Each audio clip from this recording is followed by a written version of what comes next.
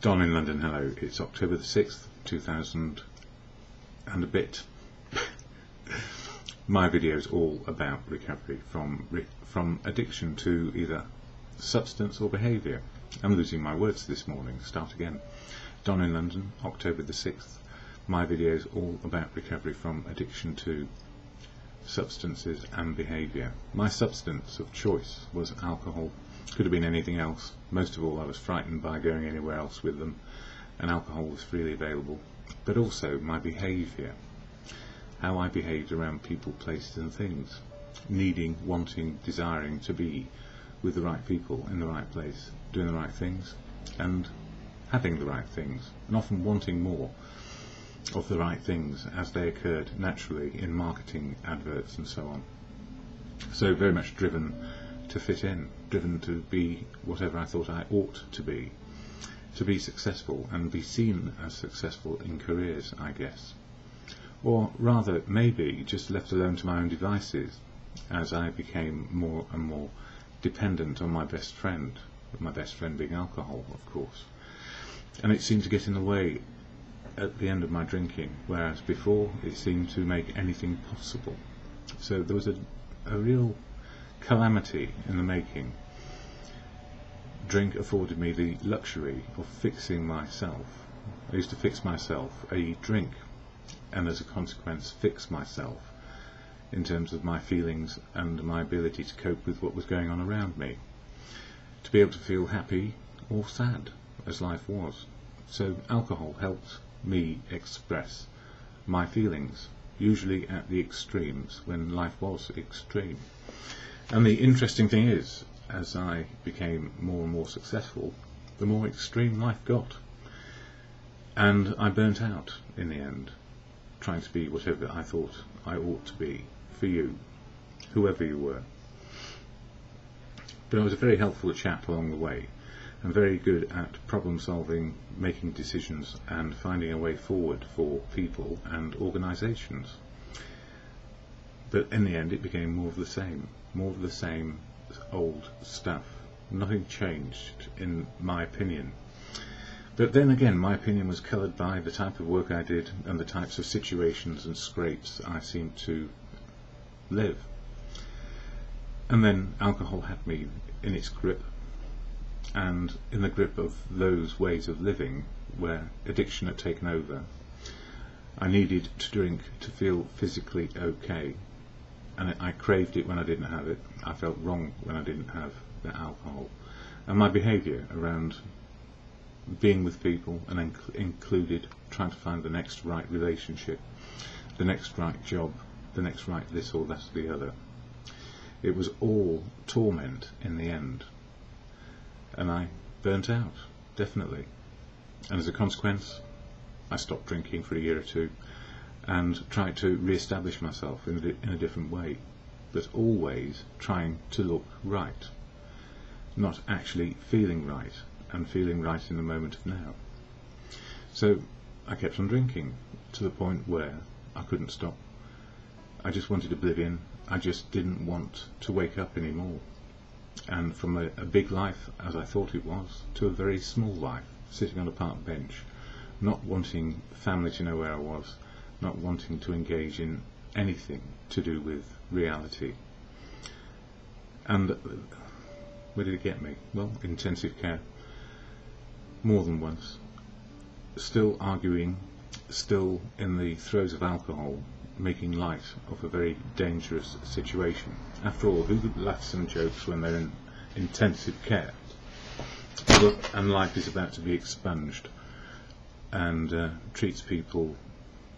I treated myself with contempt in the end, and I guess I treated other people in the same way, because whilst they were trying to help me, I didn't really want them to, and I knew it was their job to help me, but I still didn't want them to. So somehow, out of all this mess came a moment of clarity, and that moment of clarity was, it can't get any worse, can it? So I asked for help, and professionals helped me, family helped me, community helped me, and for that I'm very grateful and will always be grateful. But at the time I didn't really know what to do. But fortunately, family, friends, professionals all suggested maybe I ought to try out a fellowship, and that fellowship was AA, Alcoholics Anonymous, the very last place on the planet I would have liked to be, or even wanted to be. So it was a rude awakening, stepping into meetings of AA where people were just talking about what's going on for them, sharing the truth, and being more open, honest in their outlook and behaviour than I had experienced in many a year, for me and for those people I used to work with. So it was no longer about how did I show up in life. It was about how is life today, and how are you working in your life today. So AA was a place of sanctuary where I could find out more about me, and that's why Alcoholics Anonymous has the tag Anonymous. It's a place where we have the freedom to find out who we are, what we've done, and what we can do on a daily basis, and some steps to help me learn how to be open, honest and willing to live sober, and some traditions which keep the fellowship safe around unity, service and recovery.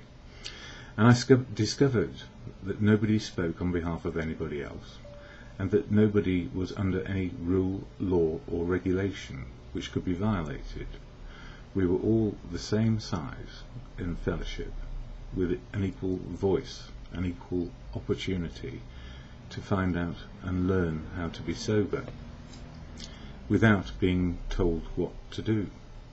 Because, of course, and I found this out in recovery, most of us are defiant and stubborn.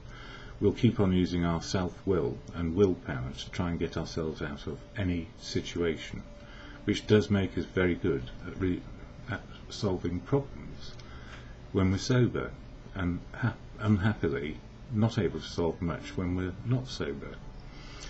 But that's about survival, and survival was where I got to before I got to the fellowship. And when I got to the fellowship, it was not so much about survival. After a little while, it was how to enjoy life, how to make choices, how to have freedom to be me without trying to be anything else to anyone else, just how to be me, and learn a little bit more about myself on a daily basis, and find out that I do have an identity. I couldn't define it. Even if I tried, it would take too long. It would take a lifetime. So why am I a fan of AA? Well, it offered me the opportunity to live all over again, to say it's okay to have made mistakes, it's okay to have made a mess of life. After all, even at our worst, it was the best we could be. And addiction is probably, it's so powerful, most people don't survive it. And I was on my way out more than once. And the good fortune was that people were there to revive me, or at least give me enough hope to have another go at life. So AA wasn't my cup of tea. I rejected it outright at the beginning because people were just too painfully honest about themselves. I couldn't understand all this self-knowledge being exposed in groups of people. But then I realised it's all about sharing how life is, experience, strength and hope, and that life can work again. And then it started to make sense. But getting there and getting over the fact that I couldn't do it on my own, I was powerless over alcohol, and life had got so unmanageable. I was down to nothing and living off biscuits in meetings, pretty much, and tormented by not being good enough, all those things about failure. But the good news is, out of great failures can come great restoration, I guess, just being restored on a daily basis to being a human being. And as a human being, I can be a going concern again, and concerned about keeping on going. On this little card here, I talk about the AA program because without it, I don't know that I would have ever stayed sober, or the AA fellowship. And on this little card here, you can't see it too well, it has the AA preamble, which I listened to, and thought that's a good idea, and then I started listening to the people, and I thought they're nowhere near what it says on that card. And then somebody said it's progress, not perfect, mate.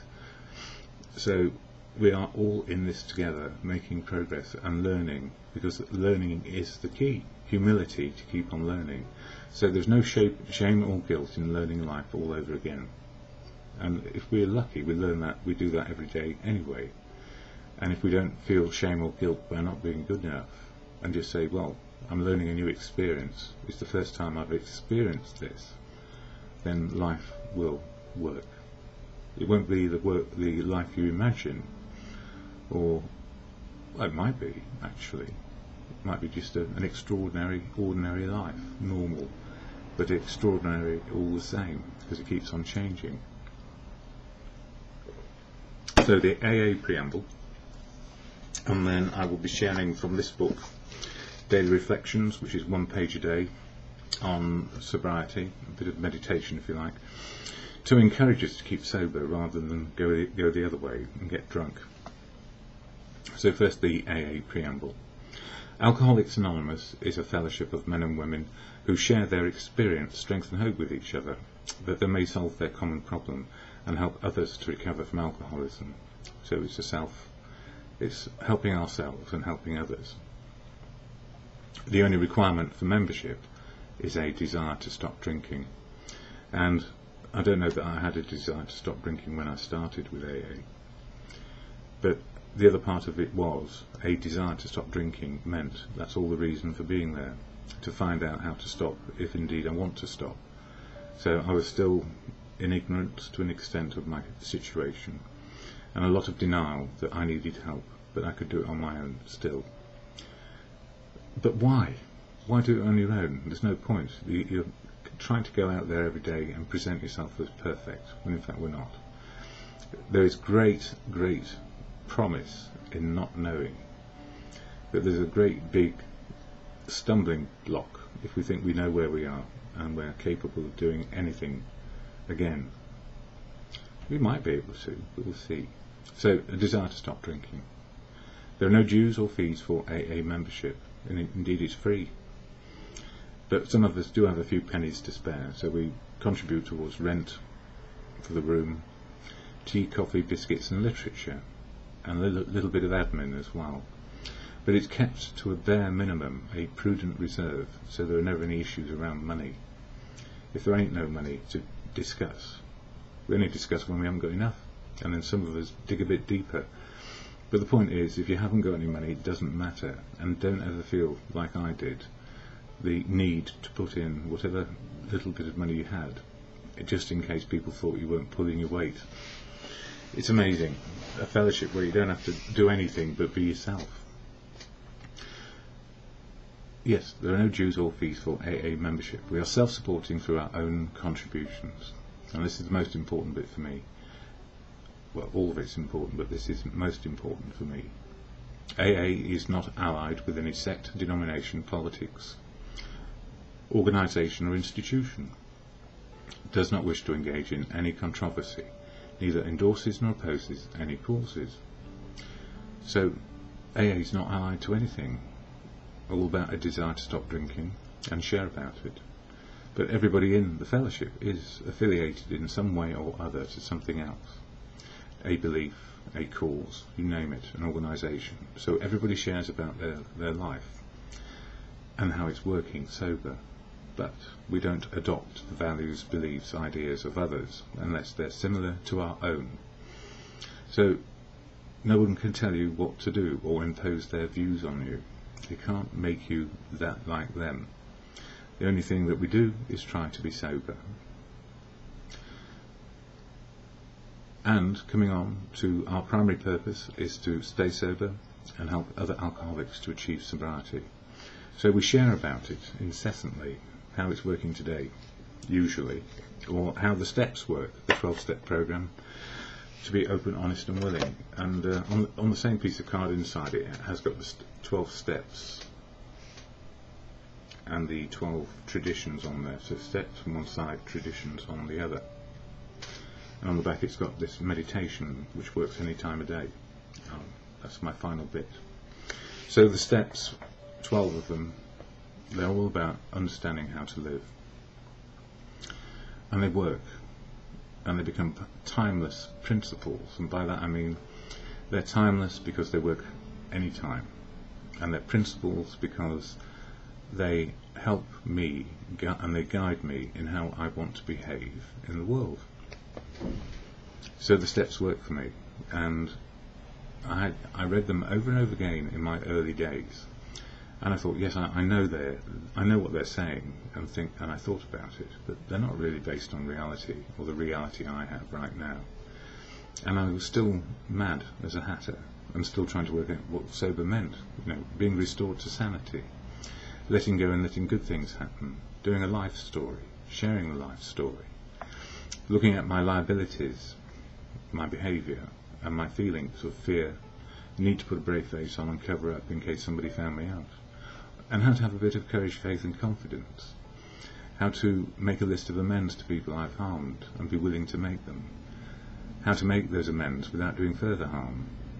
And when to leave alone and not try and make it the way it used to be. Because it can never be the way it used to be. And then in October, where we are now, step 10, is all about doing spot inventories, and for me, turning off my email. So yeah, at this time of the morning, 7:30, they start to roll in the UK, from people in the UK usually, or Europe. So step 10, spot inventories, having a look at what I'm doing and why. How am I feeling? Why? What can I do? Am I disturbed by this situation? Am I trying to control it? What is the freedom of choice I have right now based on reality? So step 10 is so important, part of the maintenance diet of the steps. Promptly admit when I've made a mistake. Promptly admit that this situation is getting a bit dangerous for me. Promptly admit this situation is really happy and I'm going to enjoy it. Because I'm open to being able to enjoy a situation rather than judge it. And that's part of the reason why it all works, because it's a daily reprieve from death.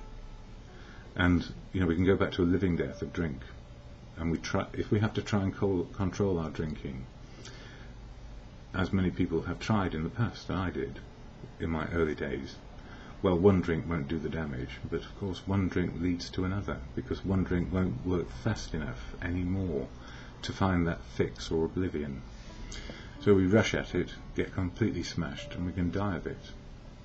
Many a person has gone back and tried it again, and never come back to fellowship. And, the evidence is all around us. How many people are seen to be dying of addiction these days, or have a problem with drink, or drugs?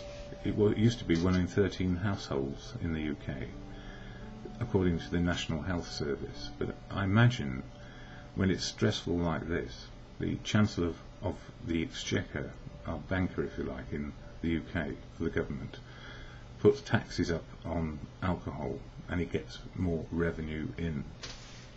Anyway, that's just a cynical part in me. The daily reflection for today, I'm not cynical much, from this book, and it is a good book. It's a starting point in writing.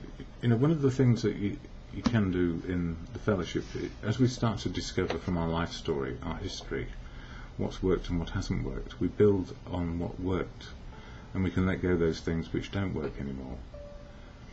And improving our faith, courage and confidence in just faith, courage and confidence, doing the next right thing, is a great starting point. And it's not about being right or wrong. It's about what works today. Anyway, the daily reflection for today, based on step 10, spot check inventories. It says, facing ourselves. And fear says, you dare not look. And this thing about fear and faith is, when fear comes knocking on the door, does fear answer the door? Because we're still frightened of what we might be, or how we show up to others. Or, and you dare not look, or do you have enough faith just to say, okay, I'm going to open that door and see what? I don't know until I open it. And he goes on to say, how often I avoided a task in my drinking days, just because it appeared so large. Is it any wonder, even if I've been sober for some time, that I will act that same way when faced with what appears to be a monumental job? Such as a searching and fearless moral inventory of myself, which is often called the life story. What I discover after I have arrived at the other side, when my inventory or life story is completed, is that the illusion was greater than the reality. So digging into the past to find out what worked and what didn't work can be quite a task. But if we don't try and do it all at once, and we spend a bit of time doing it over a period of time, chunks if you like, by whatever means, because there's various ways of doing the life story, or step 4, we get to an understanding of where we've come from, why, and what we can do today to improve life, which often is around courage, faith and confidence. What I discover after I've arrived at the other side, when my inventory is completed, is that the illusion was greater than the reality. The fear of facing myself kept me at a standstill, and, until I became willing to put pencil to paper, I was arresting my growth based on the intangible. So if I imagine there is a problem out there, I can make it bigger before I even get to it. If I imagine, let's go with the flow and see what happens, but be cautious, but still have enough courage, faith and confidence to have a look and to participate, and know it's okay not to know the next step. So living life, we don't know often when we step off the train, the plane, the bus, or walk down the road, what is going to happen next. So we keep a sharp lookout for what's going on. And at the same time we don't get fearful about it, because we can overcome. We have natural fears to balance and keep us aware of our surroundings, far more than we ever did when we were drinking, because we just ignored the fear and went on regardless. And somebody said, I think it was F. Scott Peck said, feel the fear and do it anyway, or somebody did.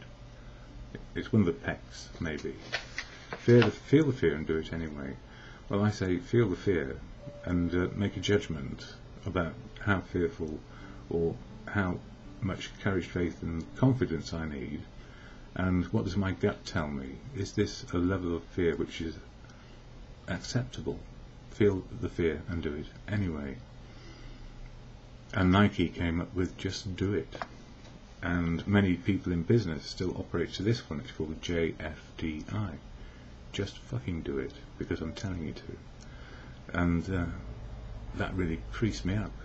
I never did what people told me to do. I did it my way. But that did actually work it worked against me in my final passage out of the big career stuff. That's another story. But the point is, we need enough fear to keep us safe. But beyond that, it becomes unhelpful and we are frozen.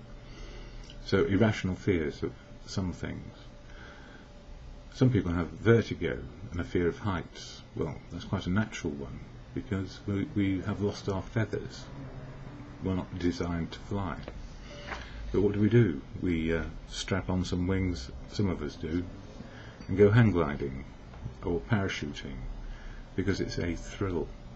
Feel the fear and do it anyway. I don't suggest in any terms going to those lengths if you have vertigo.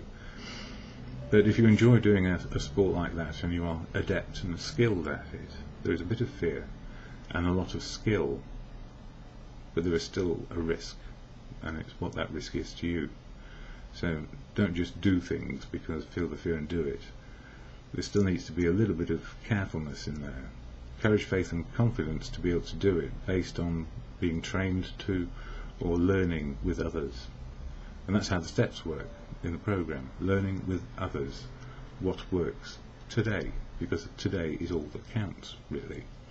So people may be 40 or 50 years sober, or one day sober, still in the same day, and if they're in the same meeting where they're sharing about sobriety, we can learn a lot from each other about how to be sober and how life is working.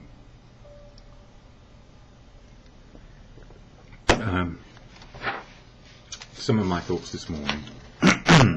spot check inventory. How am I feeling, why, and what can I do? At any time of day, these 3 questions are about self-appraisal. Self-appraisal, how am I feeling, why, and what can I do? Why I feel happy, or sad, or joyous, or concerned, and often simply uneasy. So I don't know, it may be just something that's there in us, because there's been a lot of fear in the past. I can feel uneasy about situations, but it feels like a 6th sense, and I can often foresee, just hang on, there's something wrong here. What do I need to do next? And work it out, or work it out with people. So then I smile at myself and check it out. Ask a friend, face to face, phone a friend. And always have 100 phone numbers in my telephone, because 1 in 100 may be able to answer me at the time I'm asking. And always remind myself to see the situations as others may see it too. Self-aware and selfless. We see the bigger picture today, so it's not all about me, it's about everything. Not to the point of not doing anything at all, but the big picture of where I am in my community, basically. And then my second thoughts for today: life story, step 4, and day story, step 10. When I've done the steps, will I have a life beyond my wildest dreams? Question mark. And then today and every day I need a reality check. The steps are living principles, timeless agents, and a part of me. So the steps are living principles, how to live well, and a template, if you like. It doesn't, and the important part of this template is it's about maximising freedom of choice. This emotional and spiritual life, that's what the fellowship is all about, feelings and coping with reality. This emotional and spiritual life, where feelings fit reality, I can cope with life as it is. Open to providence, that's just open to the world, and no longer a prisoner of expectations. Because if I expect too much of me and other people, they are resentments ready and able to be constructed.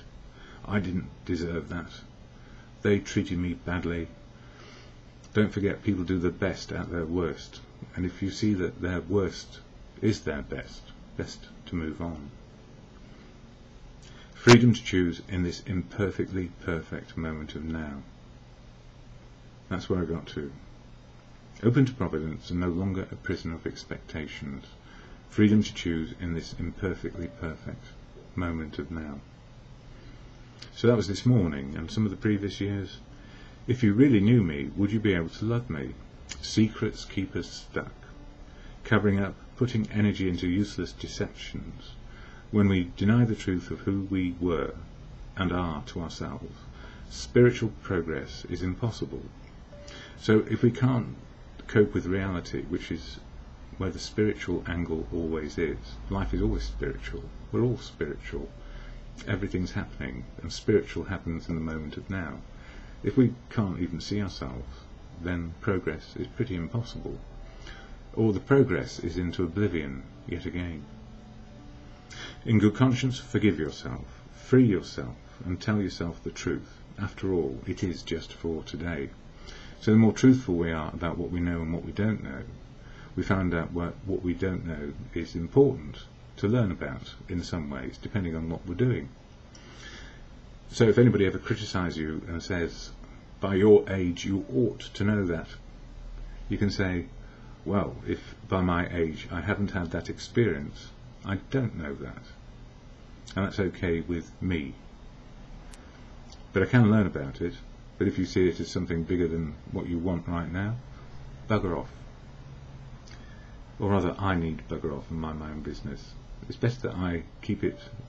If I tell people what to do, the same old traps appear, that I'm trying to control things. The better answer is for me to mind my own business and move along. Because I don't want to be part of somebody else's judgmental behaviour. I don't want to be controlled or manipulated. And I don't want you to be controlled or manipulated. But when it comes to work, we have certain agreements based on the contract that we sign. And if the other side don't live up to it, don't feel any compunction about well, it will get better. All this, I remember as a trainee manager, cleaning out the boilers in the morning, painting the walls, doing ridiculous things, but it did do me some good. I learned exactly what everybody else had to do.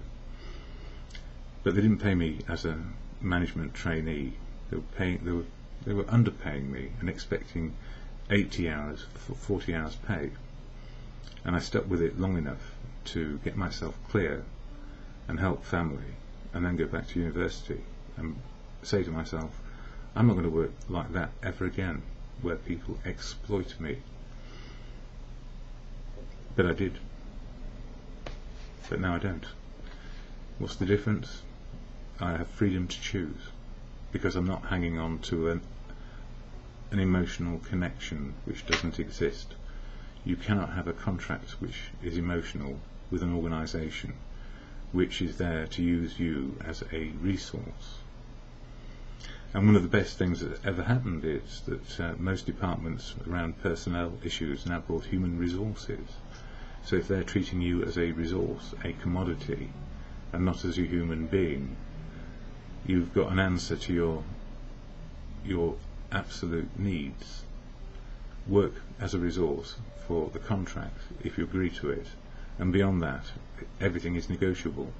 And if they won't negotiate, walk is my suggestion. But that's easy for me to say, and it was hard for me to do, but I won't go back that way.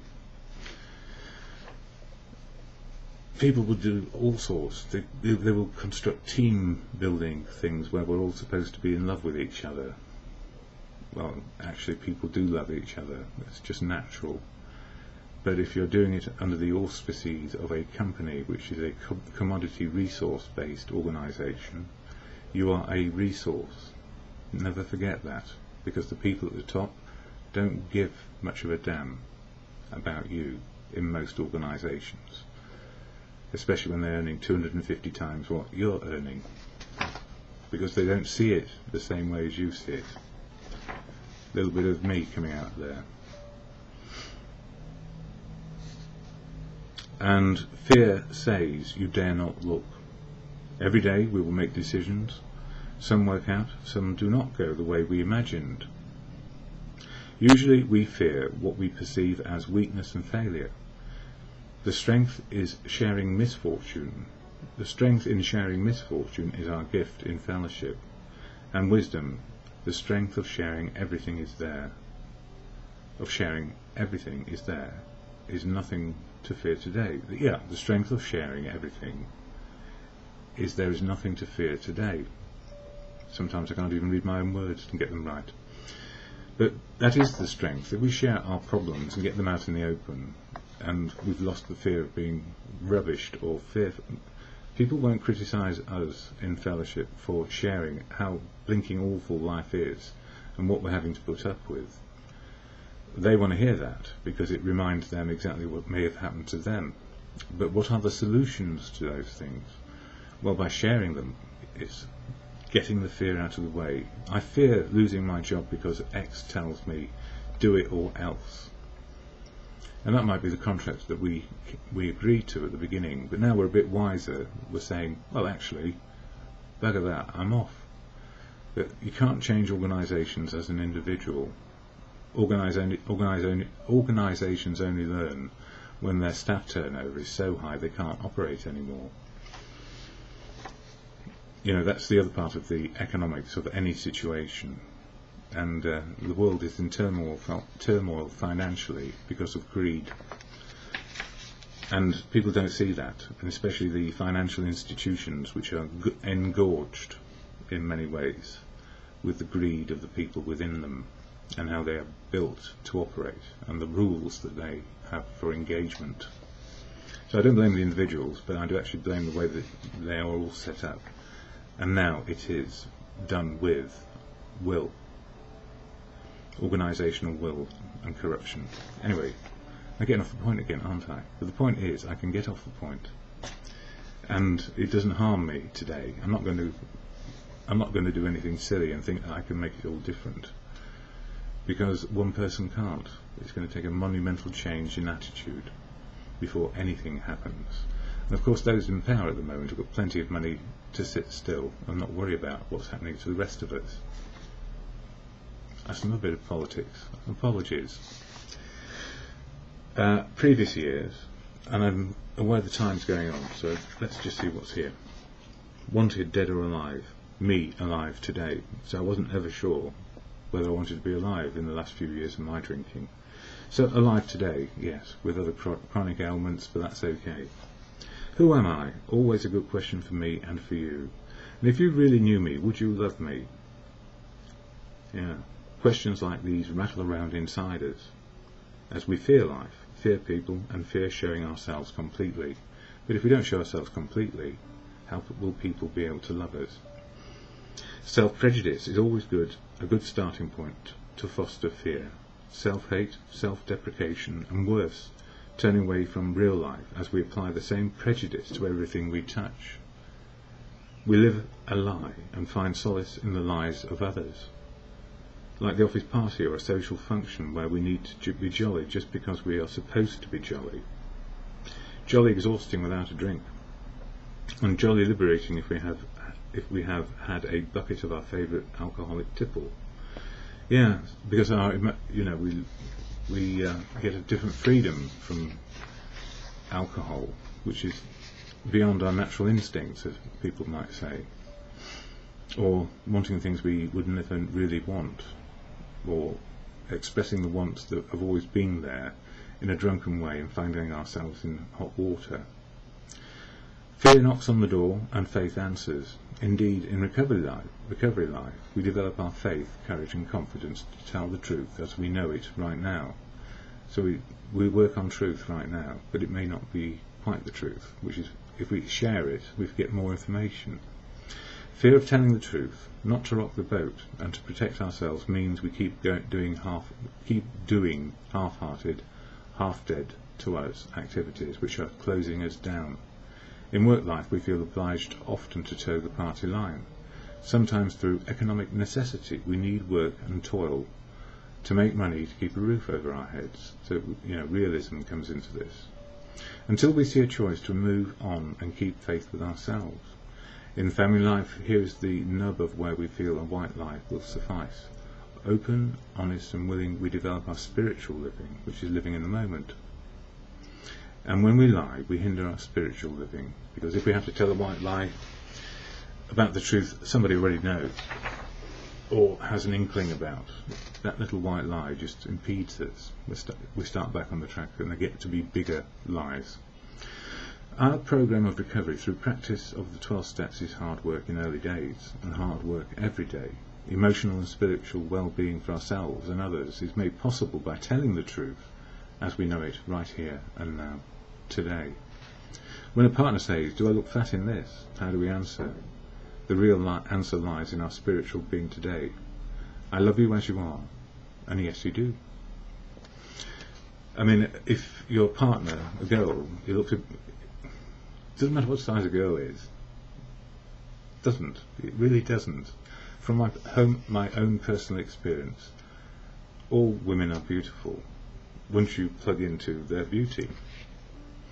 So if you have even a slender female partner and she puts on a dress which is 2 sizes too small because that's the size she would like to be, and it looks like she's bulging out of it even though she's skinny, why not say, listen, I love you as you are, at the same time in that dress right now you look fat?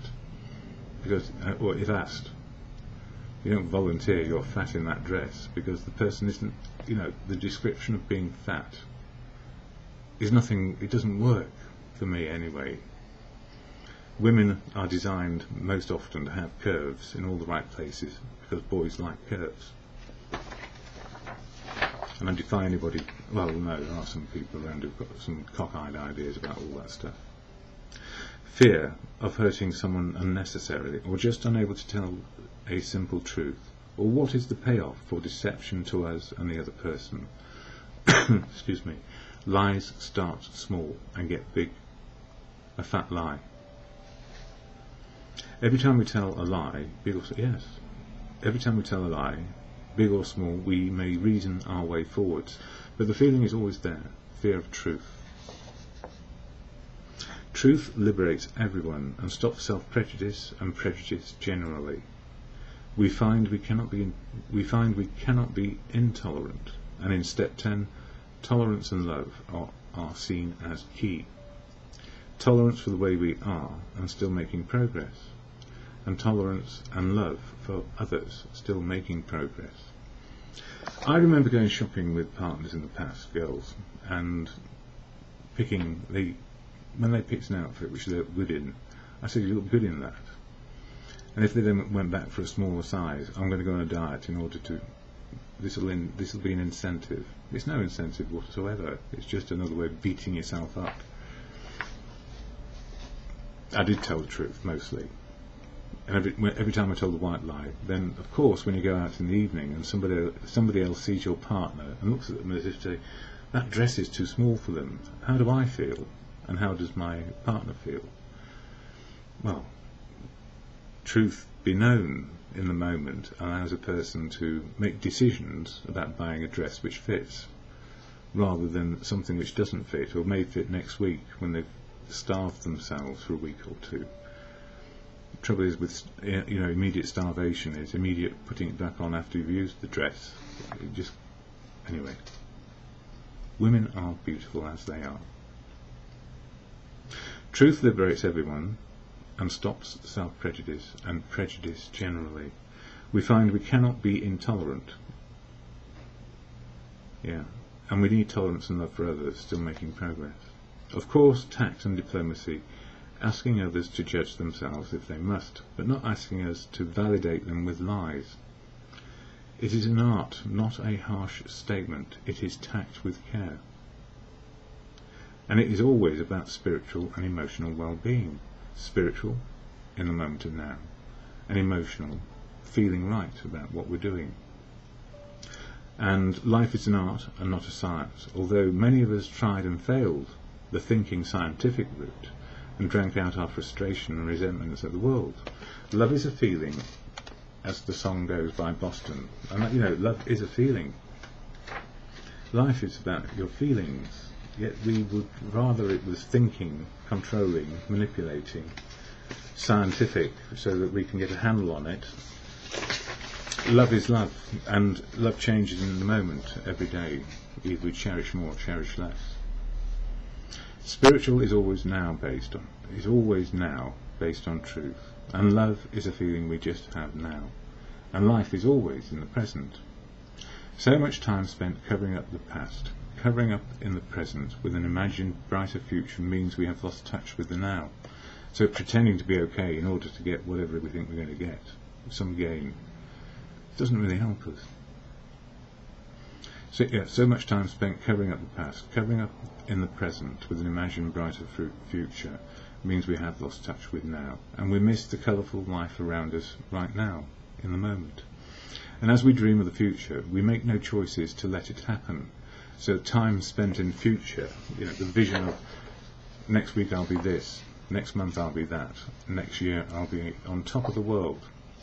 If we don't put the progress in now, the action in now, and live in the moment, it's about the journey, not the destination, because the destination is guaranteed to be the whole journey, and it may be a disappointment. Think about a marathon runner in the Olympics, spend 10 years training, wins a gold medal, and then finds that people are 10 years younger and can go faster. What does that runner do? I hope they have more to life than just the running. Same sort of addiction, and what do people do in hard cultures where drinking is there as part of the fabric? When the big job has gone and there's no more energy coming out of that, drink takes over quite often. And I was watching a program yesterday about survivors of horrible events with PTSD, and drink was their self-medication, and it's only by, I suppose, the grace of a moment of clarity, not claret, but clarity, that they also realise what can happen next. If drink will take anybody down in the end, as does any other drug, as does any repetitive behaviour, which cancels out everything else. Yeah. In the now, our choices let us make steps towards our preferred living situation. Always now, based on truth, never a fantasy. Life is hard and difficult, and forever rewarded in the now spiritually and emotionally. It is never the destination which is inevitable. So that's me for today, and I feel okay. I've got one or two things to do with helping people, and I have to do some medical stuff and also some admin stuff, and I don't want to do it, but I'm going to do it because I will feel better once it's done. I don't like the nitty-gritty details of keeping life and soul together, but it's very important medically for me to do that, or I will perish before my time, although I haven't got a handle on how long I've got. Anyway, that's not to say if I don't follow simple stuff, then I would find myself in dangerous water. The serenity prayer, which helps me at any time of day, it's the can do, can't do, wisdom to know the difference. And with the spot check inventory, why am I disturbed? Why am I getting angry? Why am I getting resentful? What's going on with that other person? What is the best way forward? I can be assertive with myself. How am I feeling? Why? And what can I do?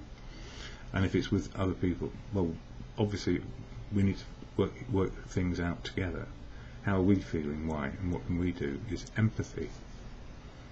And I had to learn empathy about me. There was a great big thinking, judging giant in my head which said you're a failure by anybody else's standards and your own, and you'll never get back what you wanted. And then the emotional side said, well, actually I don't want back what I wanted or had before because it was killing me. So emotionally and spiritually, feeling right in the moment of now will do nicely. And whatever progress I make to whatever goals I've got, the steps work today to help me sort that out. After all, if they didn't work in reality, why bother? But it's one day at a time, always, and in the moment of now. Spot check inventory, can do, can't do, wisdom to know the difference. A little bit of meditation can often get us out of a reaction to a difficult situation and make it a response. And we don't have to act contrary to our nature if we are, as we develop our life through a few days sober at a time, we start to make choices which impact well, and we keep our freedom. But if we go back to thinking the old way, we will think ourselves back into addiction. Stick with the winners, they say in the fellowship, and I guess that's true, but sometimes a person is a winner on one day and we can stick with it, and then on another day they've found themselves in an abject miserable situation, but we can help them by our knowledge and pick them up. We work together and live together in sobriety. The serenity prayer, doesn't matter whether you're a believer in God or not, it can be just an exhortation or meditation to good conscience. And the fellowship is the broadest church of all, agnostic, atheist, believers, in as many ways as you can possibly believe. That's just the way it is. There is no boundary in AA except what you're thinking right now. So to God, or in good conscience, God, grant me the serenity to accept the things I cannot change, courage to change the things I can, and the wisdom to know the difference in the moment and just for today.